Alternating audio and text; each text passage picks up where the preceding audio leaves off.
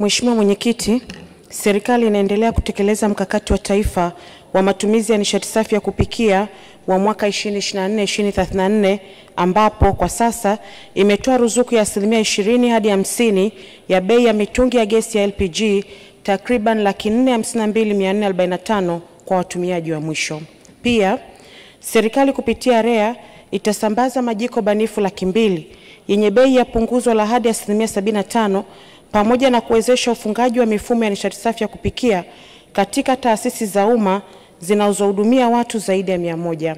Aidha, serikali imekamilisha kusambaza umeme katika vijiji vyote na inaendelea kuhimiza matumizi ya majiko ya kupikia yanayotumia umeme, ikiwa ni njia mojawapo ya kuhamasisha matumizi ya nishati safi ya kupikia kwa wananchi wa vijijini badala ya kutumia kuni. Pamoja na majibu ya Mheshimiwa Waziri, nina maswali mawili ya nyongeza.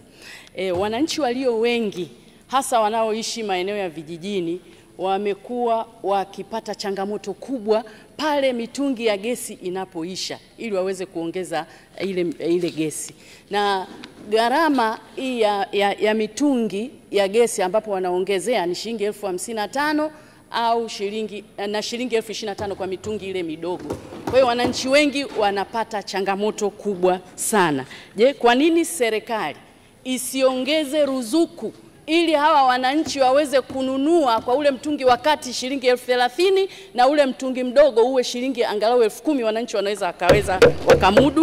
Lakini swali la pili, wananchi pia bado wanatumia kuni na mkaa katika maeneo mengi, na pamoja na kutumia hizo kuni na mkaa, haya majiko banifu Mheshimiwa Waziri uliyosema itakuwa ni mkombozi kwao kwa sababu yatakuwa yanatumia kuni kidogo na mkaa kidogo. Lakini Mheshimiwa Waziri umesema mtaanza na majiko 200,000. Haya majiko 200,000 ni chini ya 5% ya wananchi wanaoishi katika kaya zile vijijini.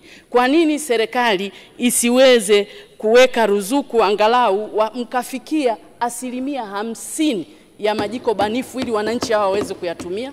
Nakubaliana na yeye kuhusiana na umuhimu wa kuendeleza ruzuku ili wananchi wa vijijini waendelee kupata majiko haya kwa bei rahisi zaidi.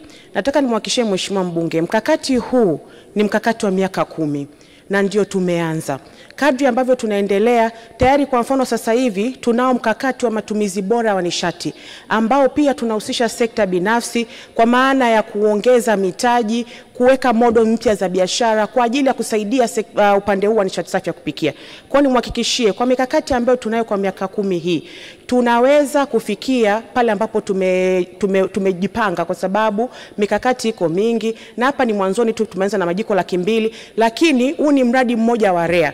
Tunao wadau wengine kwa mfano UNCDF ambao wamewekeza kwa teknolojia zaidi ya 7 na wenyewe tunaendelea, walianza na mikoa 4 na tuna invoke wawekezaji wengine vile vile waendelee kuja na teknolojia hizi na waende katika mikoa zisaidie sio tu kwa upande wa LPG lakini kwa upande wa matumizi ya teknolojia nyinginezo kwa ajili ya kupunguza gharama na kumrahisishia mwananchi ule wa kijijini.